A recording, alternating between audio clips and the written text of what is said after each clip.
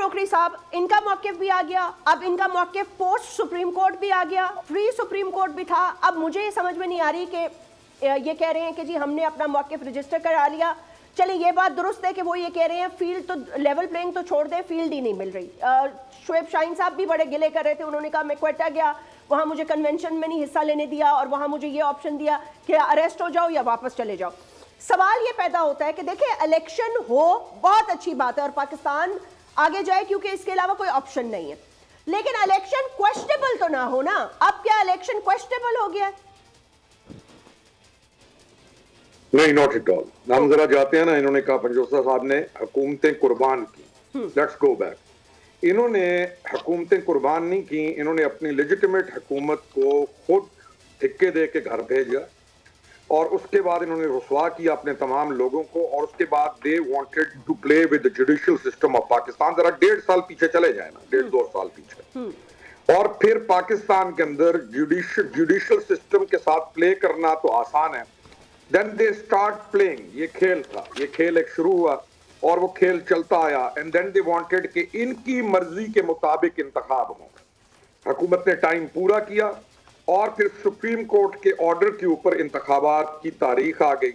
अब again now the game start and they go to all the high courts against the supreme court of Pakistan. असल में कहानी ये है कि ये एक ग्रुप है, इन्होंने इस मुल्क के कानून के साथ खेलना, इस मुल्क को, इसकी पार्लियामेंट को, इस तमाम को, इस मुल्क की अवाम को, उनके इमोशंस को, उस सारे के साथ ये खेल है जो ये खेल रहे हैं। और इस खेल का ये नतीजा है जिसमें ये हाई कोर्ट में जाते हैं अगेंस्ट सुप्रीम कोर्ट। पहले इलेक्शन मांगते थे कि मार्च तक इलेक्शन मिले, हमने हुकूमतें कुर्बान कर दी। भाई कुर्बान आपने क्या कर दी? आपने लेजिटिमेट हुकूमतों के, आपके MNAs को आपने जबरदस्ती इस्तीफे दे के घर दिए और फिर आपने चाहा कि आपकी मर्जी के मुताबिक आपने KP हुकूमत उड़ा दी, आपने तमाम हुकूमतें उड़ा दी। तो आपने कहा कि जी हमें फलाने दिन इलेक्शन चाहिए। वो इलेक्शन आपको जब उस वक्त नहीं मिले और हुकूमत ने टाइम पूरा किया और जब आपको इलेक्शन मिल रहा है, अब आप फिर एक नया जुडिशियल कैओस क्रिएट करने की, एक नया जुडिशियल जो है उसके अंदर प्ले करने की कोशिश है।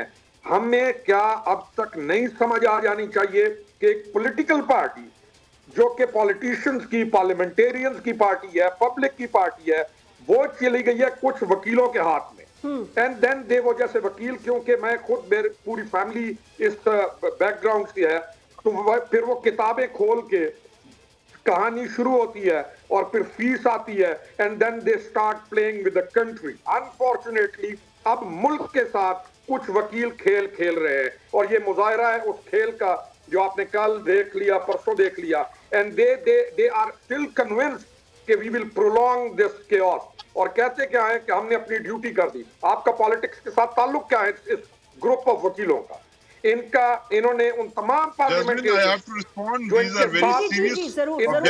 उनका करियर बर्बाद किया and they are playing with country again. This is what I have to say. अच्छा, ओके। सब्सक्राइब करें और बेल दबाएं ताकि कोई खबर रह न जाए।